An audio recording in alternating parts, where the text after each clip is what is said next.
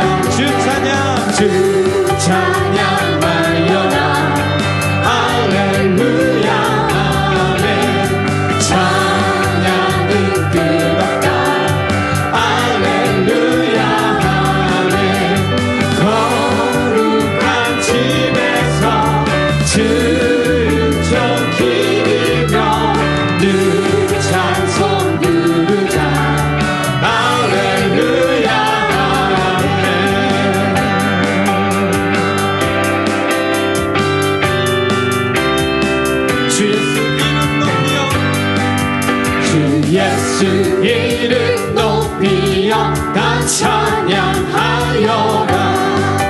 금멸유관을 들여서 만유의 주 찬양. 금멸유관을 들여서 만유의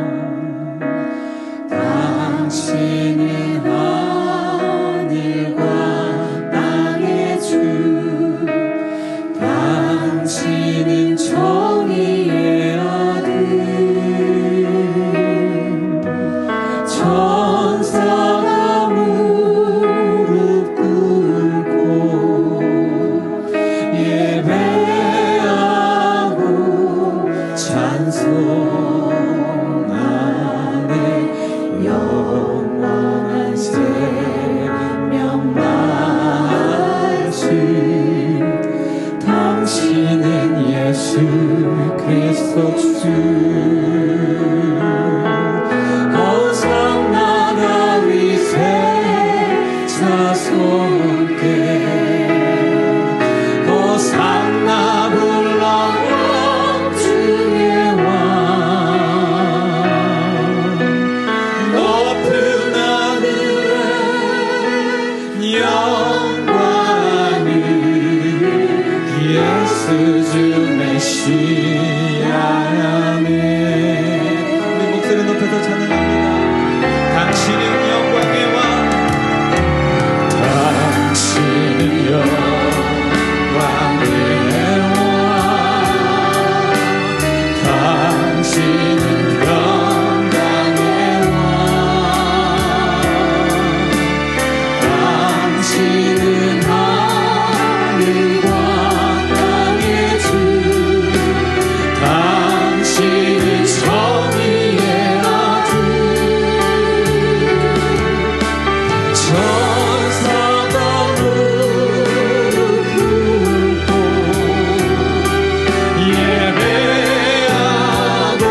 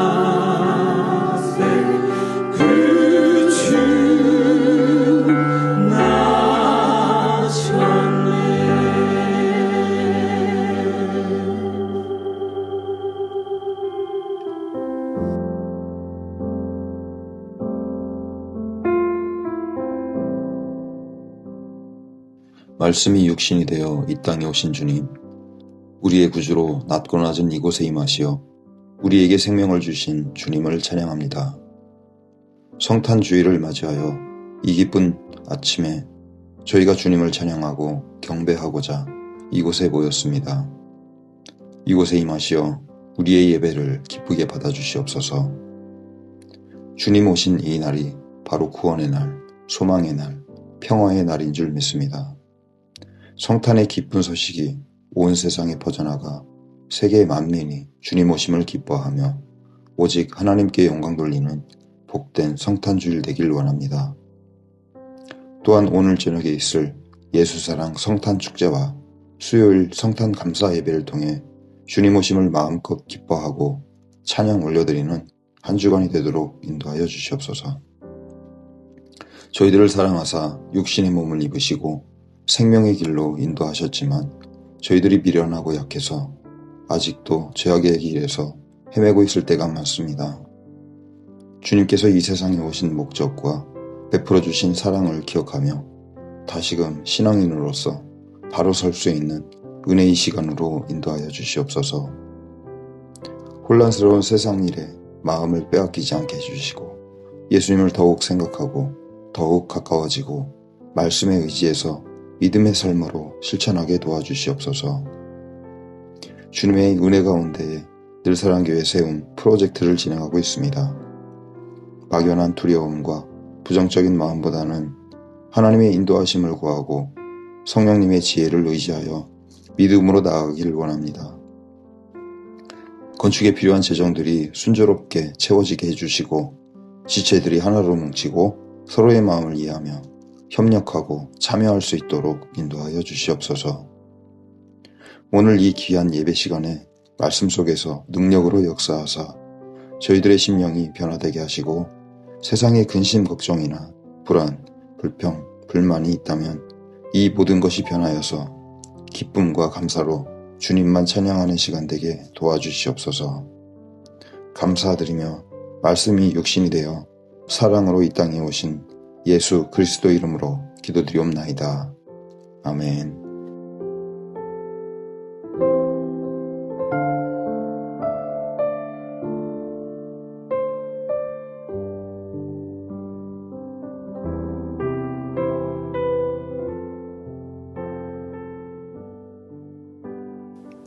우리 다 같이 일어나셔서 하나님 말씀 보겠습니다. 하나님 말씀은 이사야 9장 1절에서 7절까지 말씀입니다.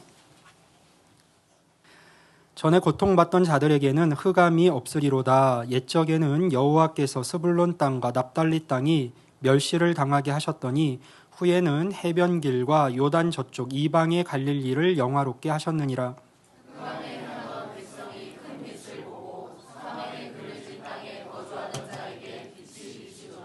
주께서 이 나라를 창성하게 하시며 그 즐거움을 더하게 하셨으므로 추수하는 즐거움과 탈취물을 나눌 때의 즐거움 같이 그들이 주 앞에서 즐거워하오니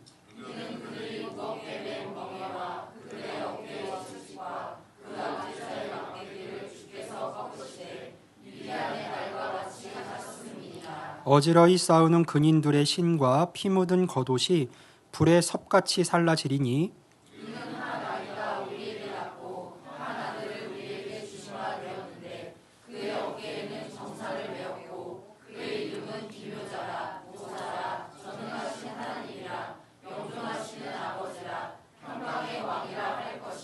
같이 읽습니다. 그 정사와 평강의 더함이 무궁하며 또 다윗의 왕자와 그의 나라에 군림하여 그 나라를 굳게 세우고 지금 이후로 영원히 정의와 공의로 그것을 보존하실 것이라.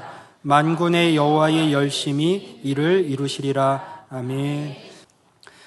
오늘 다루게 될 본문은 아마도 이사야서에서 가장 유명한 구절 중 하나로 성탄이 우리에게 무엇을 의미하는지를 잘 깨닫게 해주는 말씀입니다. 오늘 나눌 말씀을 한 문장으로 요약을 하자면 성탄은 예상치 못한 방식으로 찾아온 궁극적인 빛, 곧 하나님이 인간이 되어 오신 그 빛이 은혜로 우리에게 주어진 사건이다라는 것입니다. 이 말이 의미하는 것이 무엇인지를 같이 생각해 보겠습니다. 먼저 본문은 하나님께서 우리의 예상을 뛰어넘는 방식으로 일하신다는 것을 우리에게 보여줍니다. 하나님은 우리의 예상을 뛰어넘는 방식으로 일하시는 분이다라는 걸 우리에게 가르쳐줘요. 우리 1절을 같이 한번 읽어봅니다. 전에 고통받던 자들에게는 흑암이 없으리로다. 옛적에는 여호와께서 스불론 땅과 납달리 땅이 멸시를 당하게 하셨더니 후에는 해변길과 요단 저쪽 이방의 갈릴리를 영화롭게 하셨느니라. 아멘.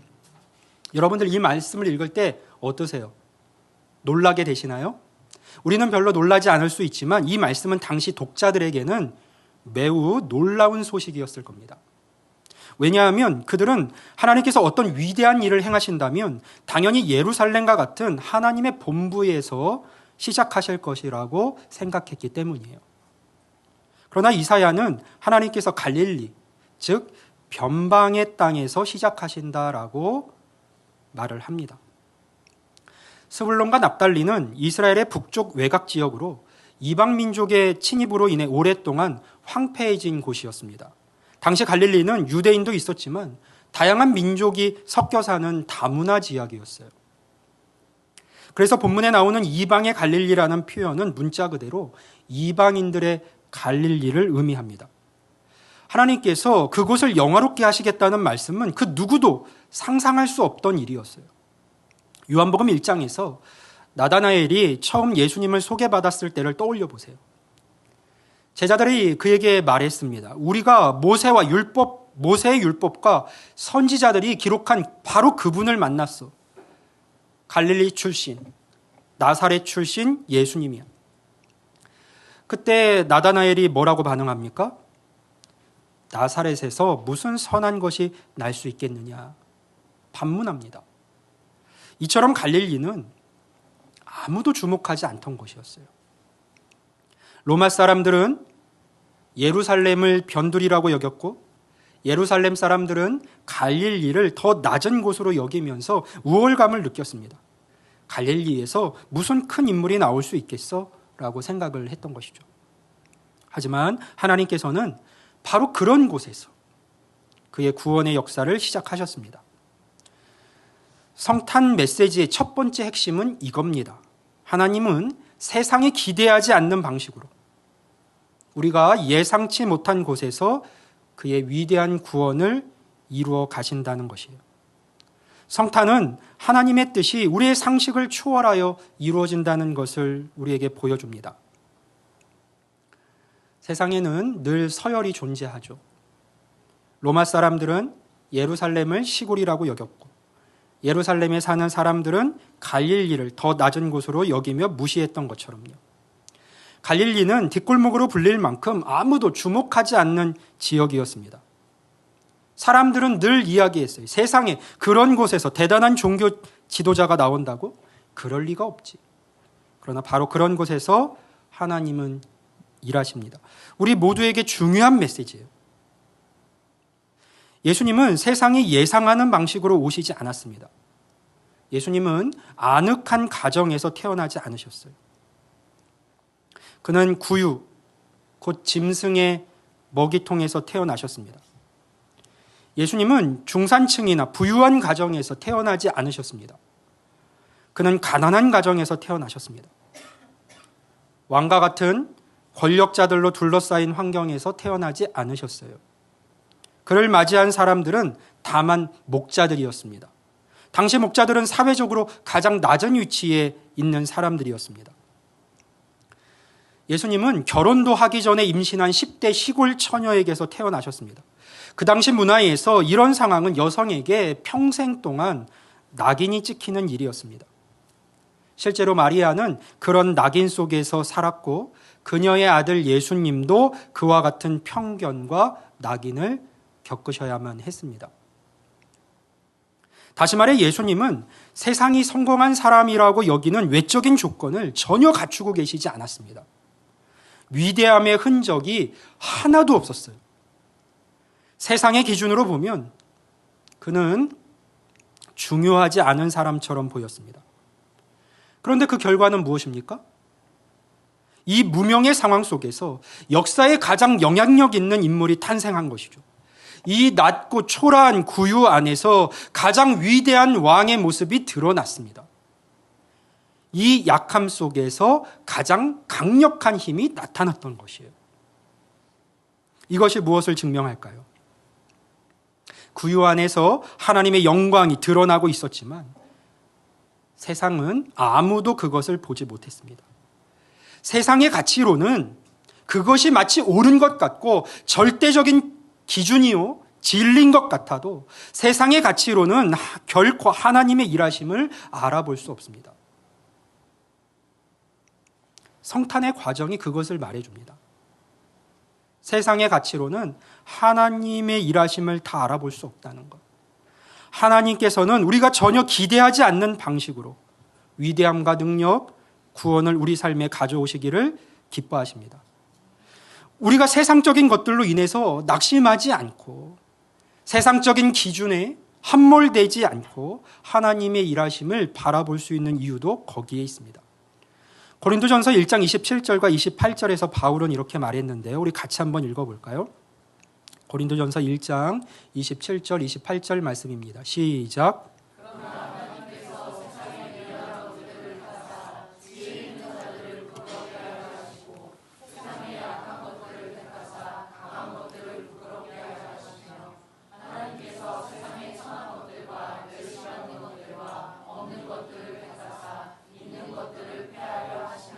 아멘. 이 말씀은요, 하나님께서 어떻게 일하시는지를 아주 잘 보여줍니다. 그리고 이 말씀 속에 담겨져 있는 것이 바로 성탄의 정신이기도 해요.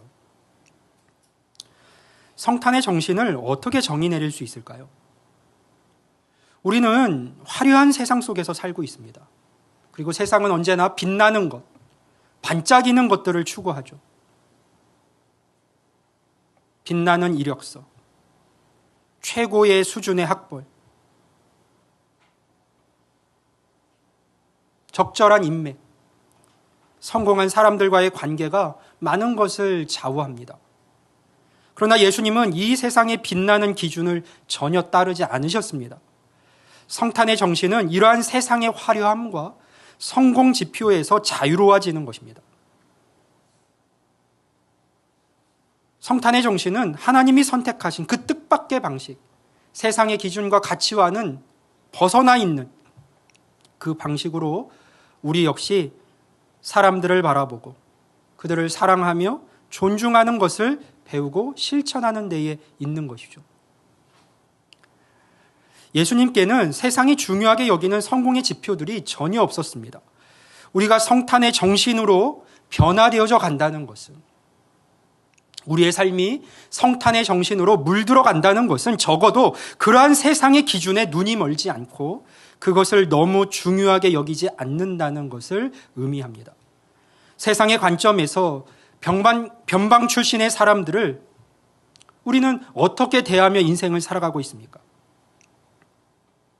예수님처럼 무명의 사람들, 자격이나 배경이 없는 사람들, 말투가 세련되지 않은 사람들, 나와 다르고 기대할 것이 없다고 여겨지는 사람을 우리는 어떻게 인식하고 또 어떻게 대하는 삶을 살아가고 있습니까? 그들을 단지 가식적으로 용인하면서 나는 그래도 노골적으로 그들을 무시하지 않으니 괜찮은 사람이야 라고 생각하면 충분한 것일까요? 아니면 혹 그들에게서 우리가 배울 것이 있고 그들을 존중하며 진정으로 사랑하는 방법을 찾으려 고민하는 삶을 살고 계신가요? 만약 여러분 가운데 그러한 마음의 준비가 되어 있으시다면 우리는 비로소 성탄의 정신에 한 걸음 더 가까워진 것입니다. 왜냐하면 하나님께서는 세상과 다른 예상치 못한 방식으로 역사하시는 분이시고 그것을 통해서 그 자리에서 당신의 뜻과 구원의 역사를 펼쳐가시며 우리가 그런 세상과 다른 방식으로 옆에 있는 자들을, 이웃을 대하며 살아갈 때 우리 역시 그 일하심에 동참하는 것이 되기 때문이에요. 세상과는 다른 방식으로요. 둘째로 오늘 본문은 구원의 빛, 궁극적인 빛을 우리에게 전하고 있어요.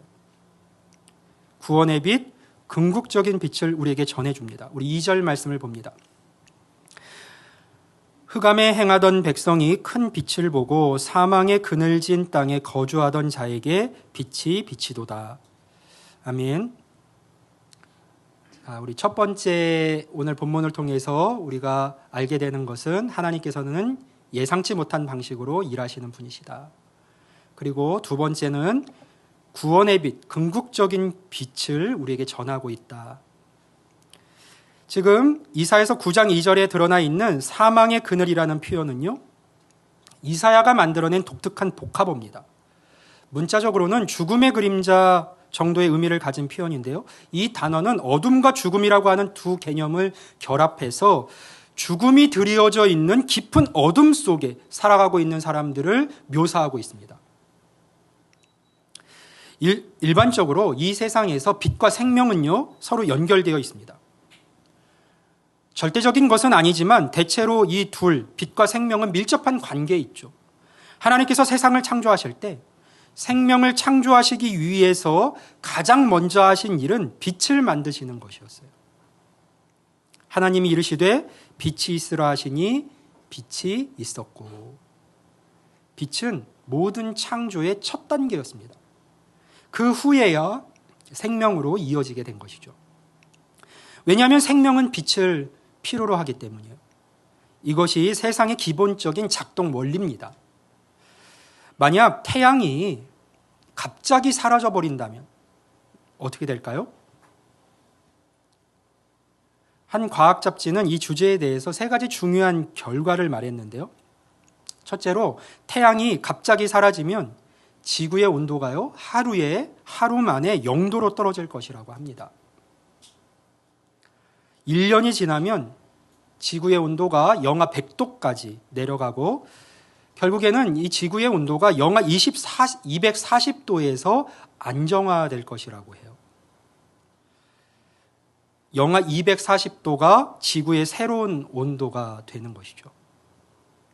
둘째로, 태양이 사라지면 강합성이 즉시 중단될 겁니다. 이는 세계 모든 식물이 강합성을 통해서 생산해내고 있는 산소가 더 이상 나오지 않게 됨을 의미합니다. 기술적으로는 식물 외에 다른 방법으로 산소를 만들어낼 수 있지만 대부분의 사람들은 그 전에 추위로 얼어 죽게 될 가능성이 높습니다.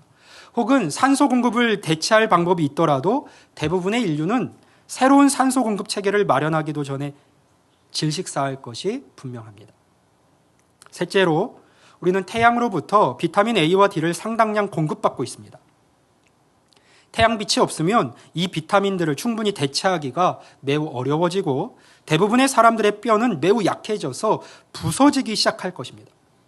다시 말해서 태양이 없어진다면, 태양이 없다면, 빛이 없다면 생명 자체가 지구에서 시작될 수 없었을 거예요. 그리고 만약 태양이 꺼진다면 생명은 천천히, 그러나 확실히 사라질 것입니다. 사망의 그늘진 땅에 거주하던 자에게 빛이 비치도다. 사망의 그늘진 땅에 거주하던 자에게 빛이 비치도다. 이 말은 과연 무슨 뜻일까요?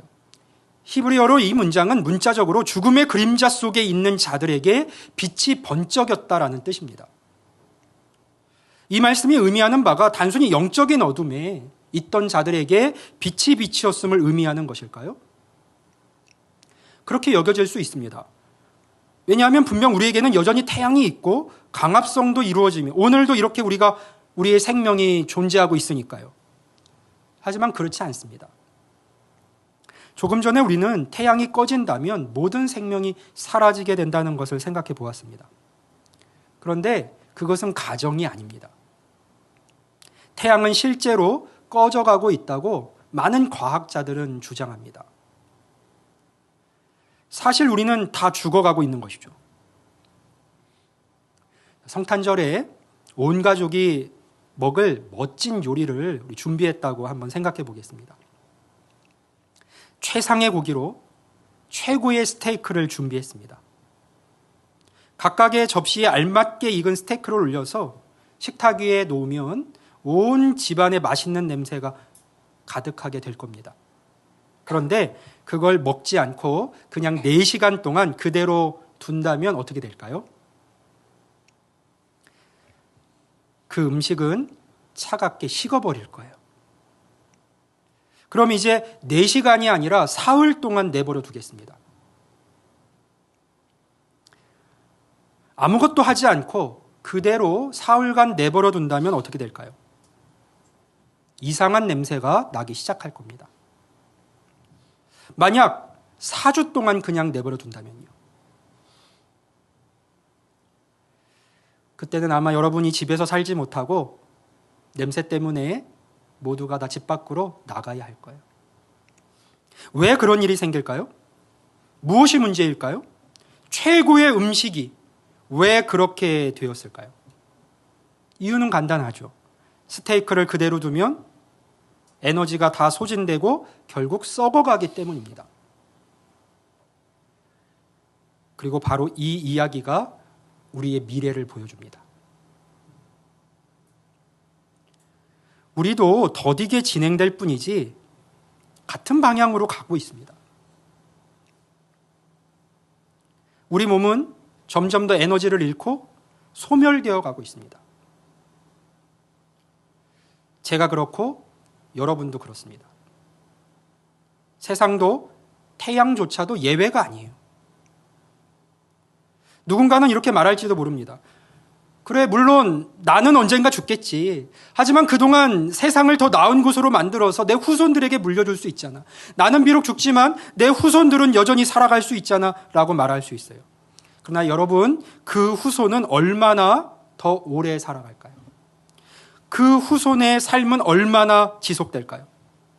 태양은 지금도 서서히 죽어가고 있고 언젠가는 사라질 것이기 때문에 결국 세상에는 아무도 남지 않게 될 겁니다. 아무리 위대한 일들을, 아무리 위대한 업적을 쌓았다 할지라도 그 누구도 과거에 누가 무엇을 했는지 기억하지 못할 날이 찾아오게 될 겁니다. 그렇다면 어떻게 해야 할까요? 우리에게는 소망이 없는 것일까요? 바로 궁극적인 빛이 필요합니다. 그래서 궁극적인 빛이 필요해요. 창세기 1장에서 하나님이 세상을 창조하실 때 빛이 있으라라고 말씀을 하셨죠. 그러자 빛이 생겼습니다. 그런데 흥미롭게도 태양은, 해는 그 후에야 창조가 됩니다. 그렇다면 태양도 없었는데 어떻게 빛이 있었을까요? 이 질문의 답은 성경 마지막 책인 요한계시록에서 찾아볼 수가 있어요. 요한계시록은 하나님께서 새하늘과 새 땅을 만드시고 그리스도 안에서 세상이 완벽하게 회복될 때를 묘사하고 있습니다. 그때에는 모든 죽음이 사라지고 고통과 불의, 질병과 노화, 그리고 모든 부패가 완전히 없어질 것이라고 성경은 말씀합니다. 그런데 그 세상에는요, 태양이 없을 것이라고 이야기해요. 그때에는 해가 없을 것이다. 왜냐하면 태양이 더 이상 필요하지 않기 때문입니다. 요한계시록 21장 23절 이하의 말씀을 우리 같이 한번 읽어봅니다. 요한계시록 21장 23절에서 25절 말씀입니다. 시작.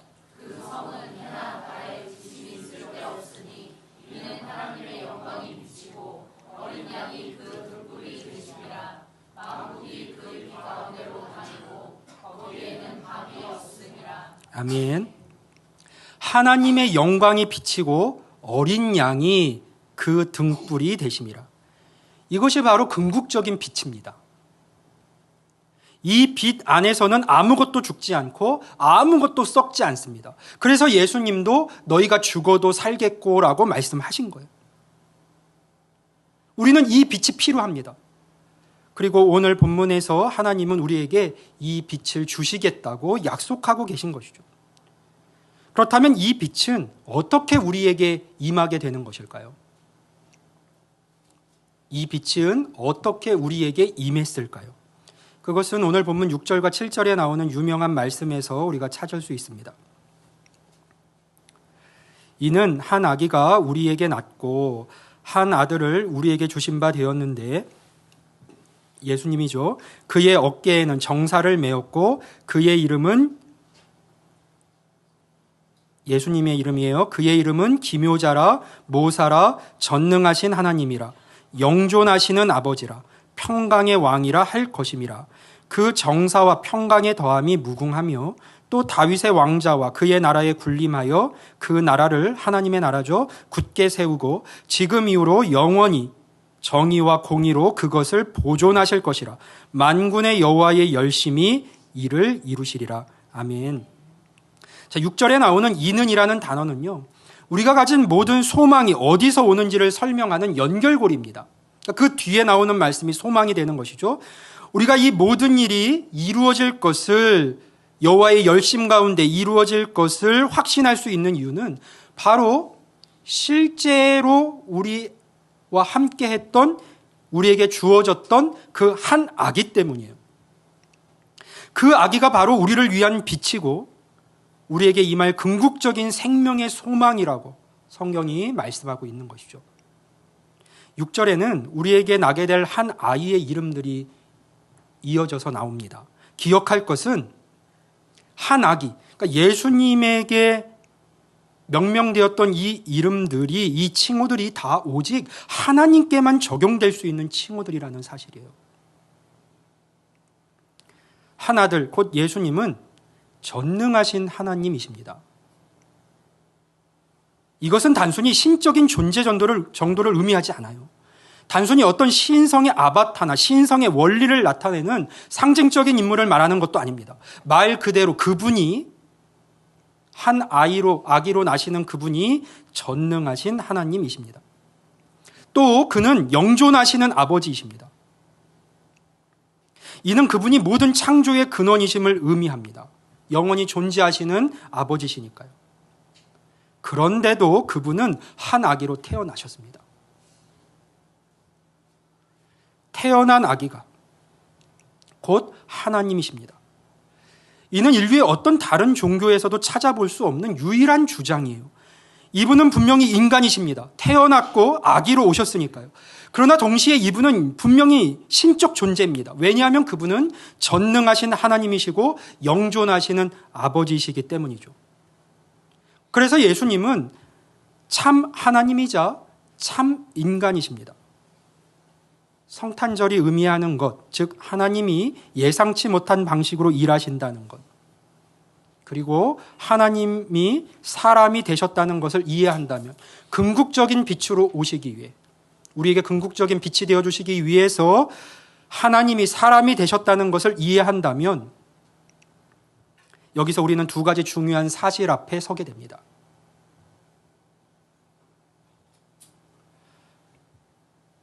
첫 번째 우리가 맞이하게 되는 사실은 예수님이 참 하나님이시라면, 성경이 말씀하고 있는 대로 예수님이 참 하나님이시오 영존하시는 아버지시라면 우리는 단순히 그분을 좋아하기만 할 수는 없다는 것이에요. 우리 제자훈련의 필독 도서 중 하나 중에 존 스토트가 지은 기독교의 기본 진리라는 책이 있는데요. 거기에서 그는 이런 말을 합니다. 예수님의 생애 속에서 사람들이 그분의 말씀을 듣고 그분이 스스로 주장하신 바를 깨달았을 때 사람들이 예수님에 대해서 취할 수 있는 반응은 오직 세 가지뿐이었다는 것입니다. 예수님이 자신을 하나님이라고 주장하셨기 때문에, 첫째로 첫 번째 반응을 보인 사람들의 반응은 예수님을 미워하면서 그분을 죽이려고 한 거예요. 두 번째 사람들의 부류의 반응은 예수님이 미쳤다고 생각하면서 그분을 떠난 겁니다. 세 번째 반응의 사람들이 있었는데 그들은 예수님께 엎드려서 그분을 예배하며 자신의 삶 전체를 그분께 드렸습니다. 이 세 가지 중 하나뿐이었어요. 자신을 하나님이라고 주장하는 그 존재 앞에서 취할 수 있는 반응은 세 가지밖에 없는 것이죠. 예수님을 받아들이고 당신은 내 삶의 최우선순위입니다. 당신을 위해 살겠습니다라고 고백하면서 그분을 최고로 섬기거나 아니면 그분을 미워하거나 그분을 떠날 수밖에 없었습니다. 그 누구도 예수님을 단순히 좋아한다거나 영감을 주는 분이라고 생각하지 않았어요. 아무도 예수님에 대해서 단순히 그분은 참 좋은 분이야, 배울 게 많은 분이지 라고 말하지 않았습니다. 그런데 오늘날 많은 사람들이 그렇게 말합니다. 예수님으로부터 배울 점이 좀 있기는 하지. 그분이 틀린 말을 한 거는 없지. 괜찮은 분이지. 하지만 이런 말은요, 성탄절의 본질을 제대로 이해하지 못한 겁니다. 성탄절은 하나님이 인간으로 오셨다는 것을 우리에게 가르치고 있으니까요. 그분이, 우리에게 나신 그분이, 한 아기가 하나님이시라는 것을 우리에게 가르치고 있으니까요. 성탄절의 의미를 제대로 깨달은 사람이라면 그렇게 말할 수는 없는 것이죠. 성탄절은 이런 주장을 하고 있어요. 예수 그리스도가 사람이 되신 하나님이시라면, 그것을 아는 자라면 단순히 그분을 좋아하는 것은 불가능합니다. 그분을 경배해야 하고 그분께 내 삶을 드릴 수밖에 없습니다. 본문에 나오는 기묘자라는 단어의 의미를 생각해 봅니다. 이 단어는 기본적으로 놀라운이라는 의미와 함께 훌륭한, 아름다운이라는 뜻을 가지고 있는 단어예요. 그러니까 예수님은 궁극적인 아름다움이신 것이죠. 우리는 단순히 하나님이시기 때문에 그분께 순종하는 것이 아니라 그분 자신이 모든 아름다움의 근원이 되시기 때문입니다. 그분의 행하심은 언제나 놀랍고 훌륭하며 아름답습니다. 그분이 우리를 위해 행하신 일을 알고 기억한다면 우리는 억지로 그분을 따르는 것이 아니라 자연스럽게 우리의 마음과 삶을 그분께 드리게 됩니다. 하나님이 사람이 되셨음을 알리는 성탄절이 가리키는 두 번째 사실은 하나님께서 우리를 온전히 아신다는 것이에요.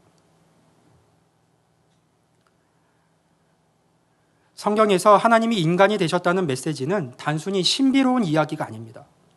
그것은 우리의 모든 고통과 어려움을 하나님이 친히 경험하셨다는 것을 의미합니다.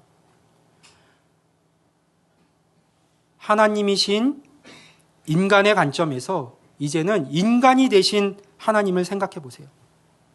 인간이 되신 하나님. 인간이셨던 그분이 하나님이시다라는 생각에서 조금 돌이켜서 인간이 되신 하나님을 한번 생각해 봅니다. 그 사실이 의미하는 바는 분명합니다. 우리와 같은 존재가 되셨기에 하나님께서 우리를 알고 이해하신다는 것이죠. 전 세계의 어떤 종교도 하나님이 고통을 겪으셨다고 말하지 않아요.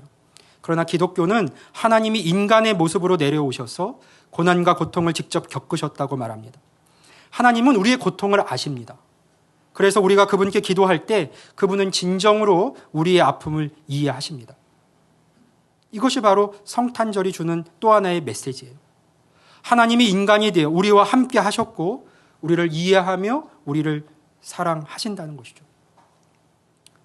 팀 켈러 목사는 이렇게 말을 했는데요. 저는 하나님께서 왜 악과 고난을 멈추지 않으시는지 다 알지 못합니다.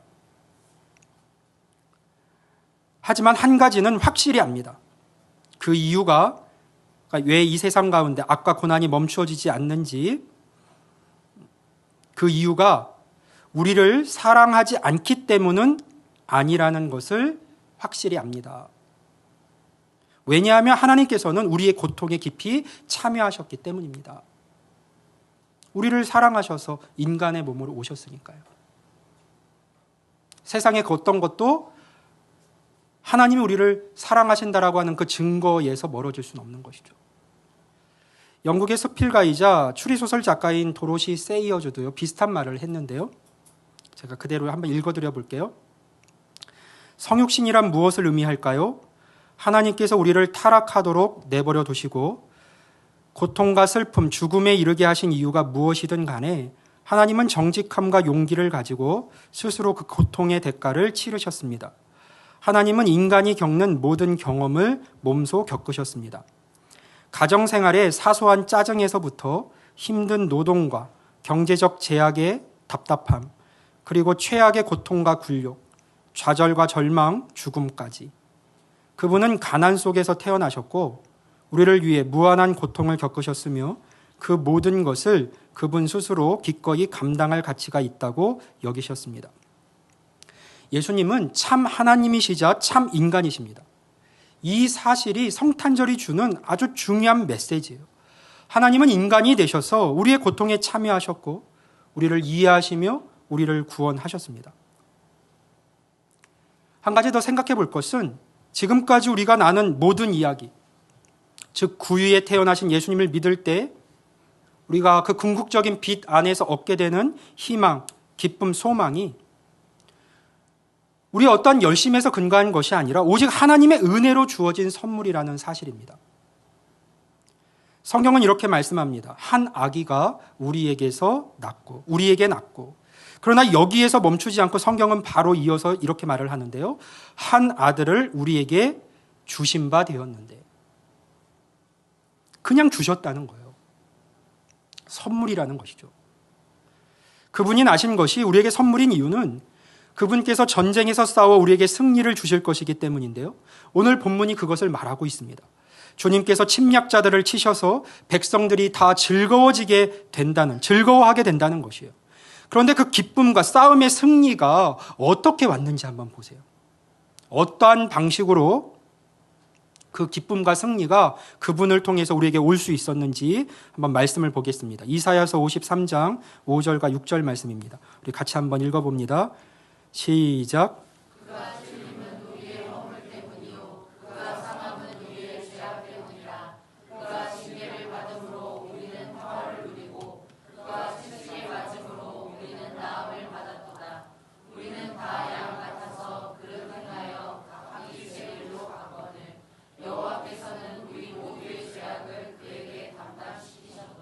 아멘. 자, 예수님께서 어떤 과정과 방식을 통해서 그 기쁨과 승리를, 구원의 열매를 우리에게 주셨는지 보세요. 예수님은 우리의 허물을 대신 지시고 우리의 죄악을 위해서 고난을 받으셨습니다. 그러한 방식으로였어요. 징계를 받으시고 채찍에 맞는, 우리를 대신해서. 그래서 우리가 평화를 누리고 우리가 나음을 받을 수 있었습니다. 예수님은 세상의 방식과는 전혀 다른 방식으로 승리를 거두셨던 것이죠. 그러면 이상합니다.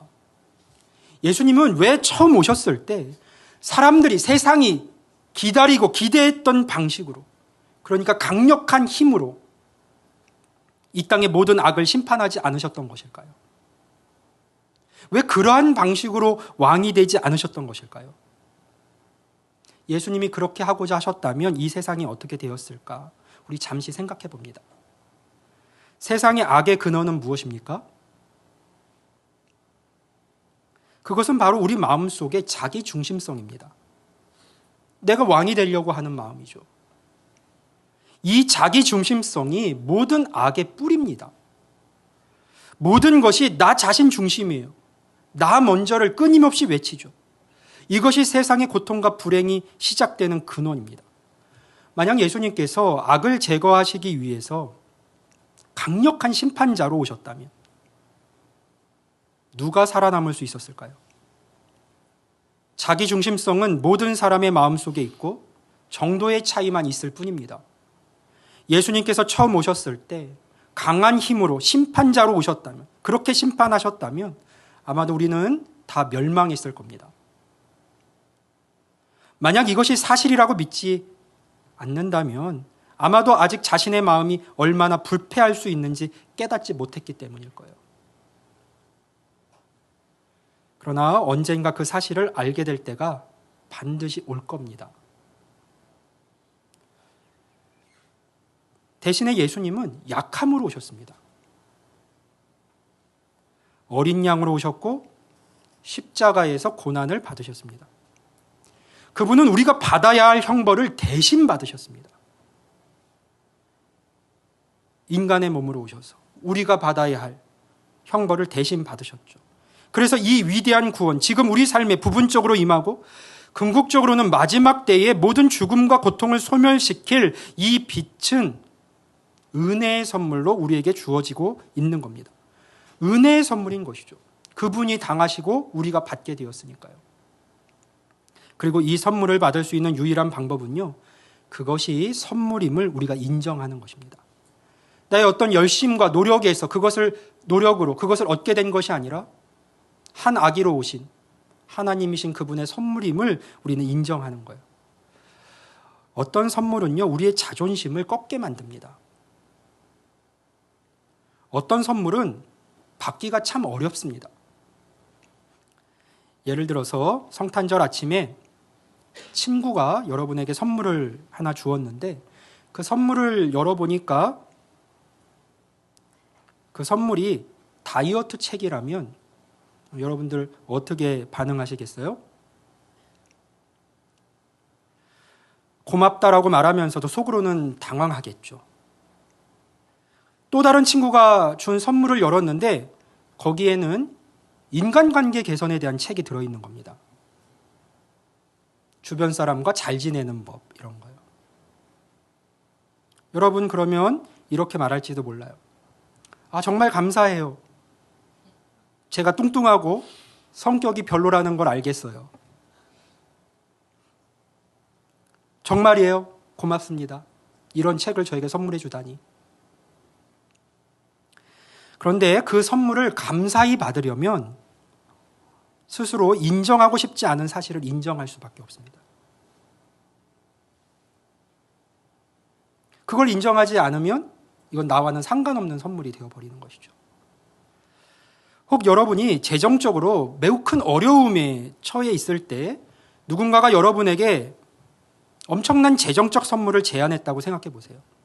내가 지금 겪고 있는 그 어려움을 완벽하게 벗어날 만큼의 비용적 선물입니다. 그때의 기분은 어떨까요? 기쁠 수도 있지만 누군가는 그 선물을 받아들이기가 쉽지 않을 겁니다. 나는 자립할 수 없는 사람이구나. 내 혼자 힘으로는 이것을 해결해낼 수가 없구나. 만약 그 선물을 받아들인다면 그것을 인정하고 아마도 자신의 자존심을 다 내려놓아야만 할 겁니다. 그런데 세상에서 예수 그리스도가 우리에게 주신 구원의 선물보다 우리의 자존심을 꺾는 선물은 없습니다. 만약 여러분이 이 선물을 진정으로 이해한다면 말이에요. 이 선물의 의미가 무엇인지를, 이 선물의 내용이 무엇인지를 진정으로 이해한다면 말이에요. 이 선물을 받는다는 것은 우리에게 깊은 겸손과 자기 인식을 요구합니다. 하나님께서 인간이 되셔서 십자가에 달리시고 무한한 고난을 겪으셔야만 했다면 그것은 우리가 정말로 매우 심각한 상태에 처해 있었다는 것을 의미합니다. 하나님의 아들의 죽음 외에는 우리를 구원할 수 없었다는 사실을 의미하니까요. 이 말은 여러분이 스스로 자신의 힘으로는 해결하거나 극복할 수 있는 사람이 아니었음을 말하고 있어요. 예수님이 아니었다면 도저히 살아날 방법이 없었던 사람들인 것이죠. 이 주어진 선물을 진정으로 우리가 받아들이려면 우리는 내가 죄인임을 인정해야 합니다. 우리는 은혜로만 구원받을 수 있습니다. 우리의 삶을 통제하려고 하는 모든 욕구를 다 내려놓고 우리의 모든 것을 우리의 구주 되신 예수님께 드려야 합니다. 내가 그 선물을 인정한다면요. 그러나 이것은 우리가 원래 바라던 길이 아니죠. 이것은 우리가 감히 내려가기 싫어하는 수준까지 낮아지고 겸손해지는 것을 의미하니까요. 우리의 자존심을 무너뜨리는 일입니다. 그러나 바로 예수 그리스도의 위대함은 그분이 얼마나 낮아지셨는지에 대해서 나타납니다. 그분은 낮아지심으로 위대함을 드러내셨죠. 그리고 우리의 진정한 인생의 위대함 역시 결국은 같은 길을 따르는 데서 올 수밖에 없다는 사실을 우리는 이 시간 마음에 깊이 새길 수 있어야 합니다. 그분을 삶의 주로 모신 자로서요. 예수님은 겸손함 속에서 위대함에 이르셨어요. 겸손함 속에서 위대함에 이르셨습니다. 성경은 그래서 회개를 통해서만 우리가 빛으로 나아갈 수 있다고 말합니다. 회개를 통해서만, 즉 스스로 낮아지는 길을 통해서만 우리는 진정으로 위대해질 수 있습니다. 주님과 함께요. 그분의 나라에서. C.S. 루이스가 기적이라는 책에서 쓴 글인데요. 그의 글을 읽어드리면서 오늘 말씀을 마무리하려고 합니다. 잘 들어보세요. 아주 중요한 말이에요.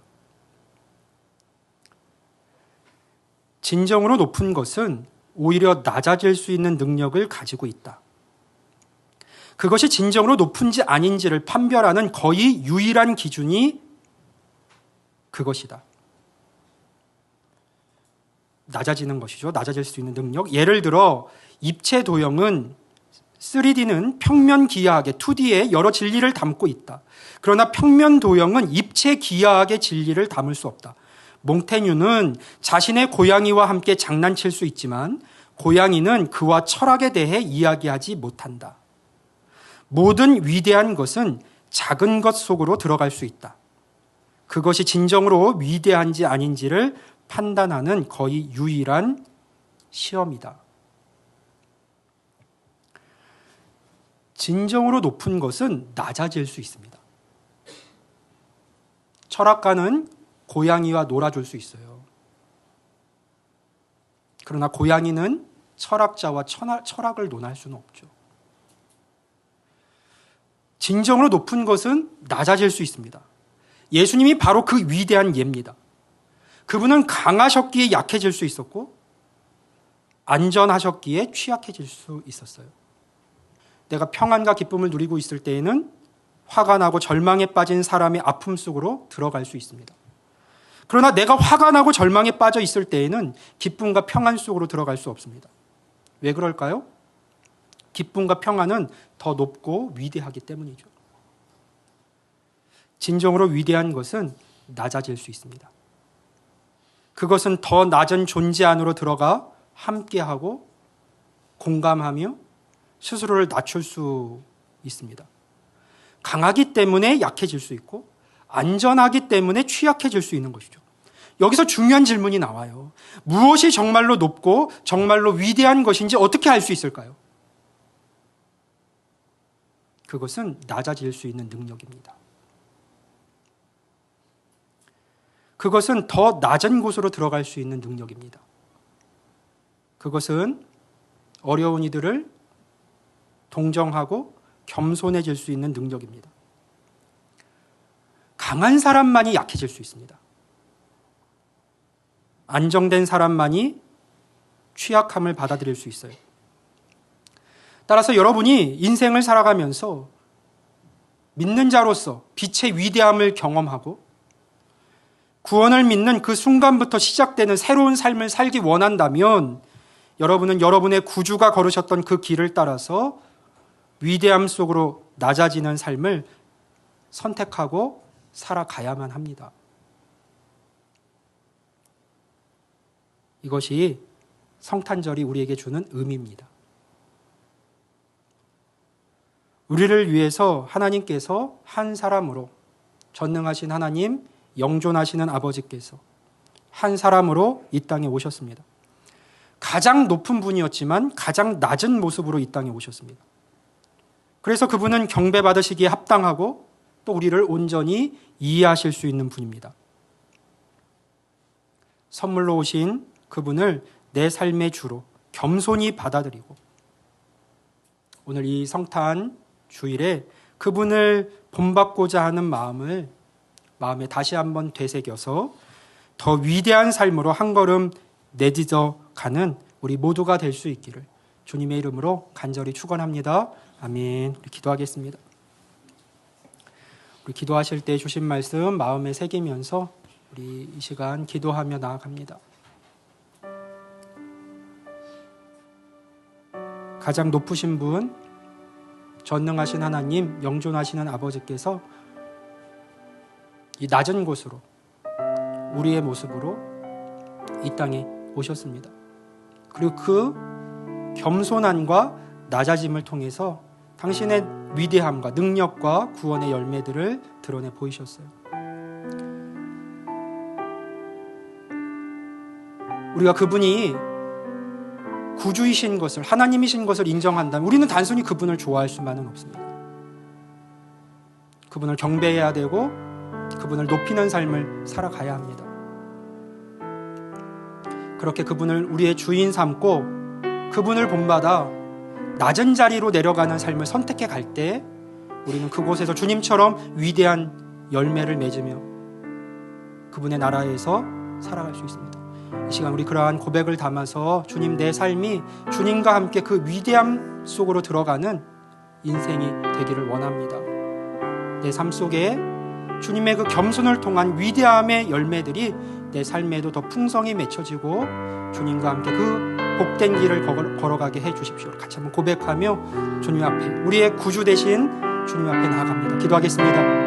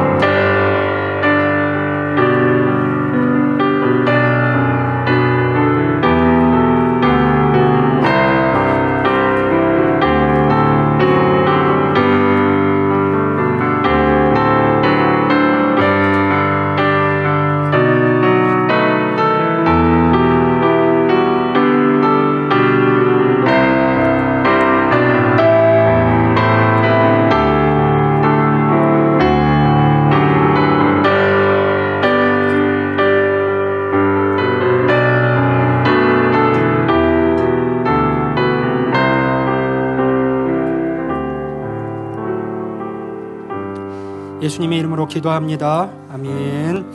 우리 이 시간 우리 천사들의 노래가 함께 찬양하면서 우리의 구주 되신 주님을 찬양합니다.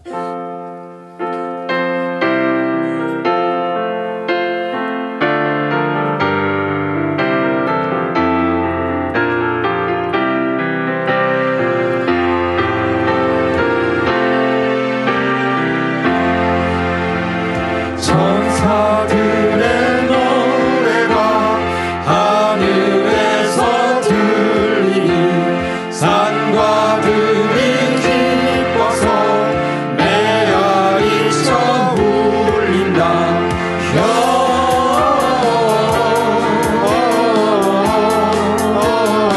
영광을 높이 계신 주께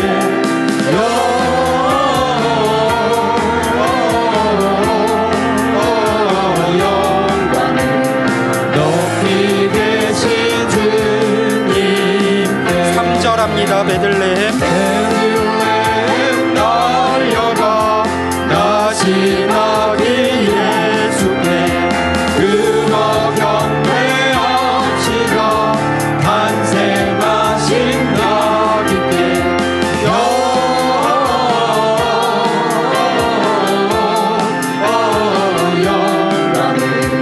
높이 계신 주께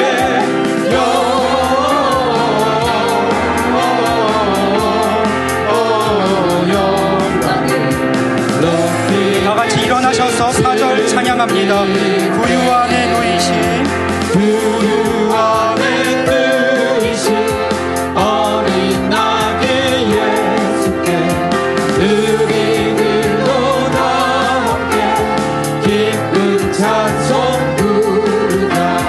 영광을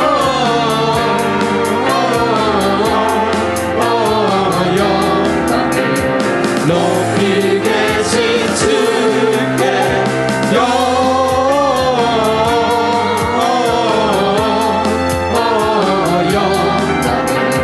높이 계신 주님께.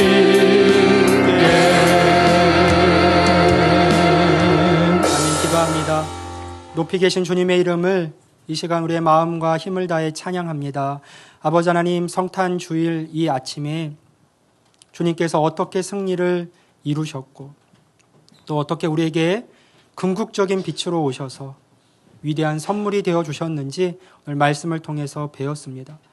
하나님, 우리가 높아지는 삶을 통해서는 주님의 그 위대하심에 동참할 수 없음을 오늘 이 말씀을 통해서 다시 한번 깨닫게 해주시고, 주님을 본받아 우리도 주님과 함께 겸손과 섬김과 낮아짐의 자리에 서고 선택하여 주님의 그 위대하신 역사에 동참하는 믿음의 자녀들 다 되게 하여 주옵소서. 아버지 하나님, 우리가 이 세상에 우리의 힘으로 살아가면서는 생명을 잃어갈 수밖에 없음을 기억하게 하시고, 오직 궁극적인 빛으로 오신 예수님이 우리의 삶이 필요함을 늘 생각하게 해주셔서 그 빛 안에 거하며 그 빛과 함께 살아가며 생명의 역사, 생명의 열매를 더 풍성히 삶에서 맺으며 살아가는 하나님의 아들, 딸들이 다 되게 하여 주옵소서. 그 큰 선물을 허락하신 하나님의 은총을 기억하며 이 시간 주께 나와 예배할 때 우리의 마음과 힘과 뜻과 정성을 다해 예물 드렸습니다. 드려진 예물, 또 우리의 삶을 기쁘게 받아주시고 모든 삶의 자리에서 주님의 그 위대하심에 동참하고 하나님께 영광 올려드리는 하나님의 자녀들이 다 되게 하여 주옵소서. 이제는 우리 주 예수 그리스도의 은혜와 아버지 하나님의 무한하신 사랑하심과 성령님의 감동감화 위로 내주하심이 오늘 함께 기쁨과 감사로 예배하며 우리를 위해 이 땅에 오신 그 예수님 구주로 모시고 그 위대함의 역사에 동참하며 살기로 결심하는 모든 믿음의 권속들 머리 위에, 삶 위에, 가정과 직장과 자녀들의 인생 가운데 이제로부터 영원토록 함께 하시기를 간절히 축원하옵나이다. 아멘.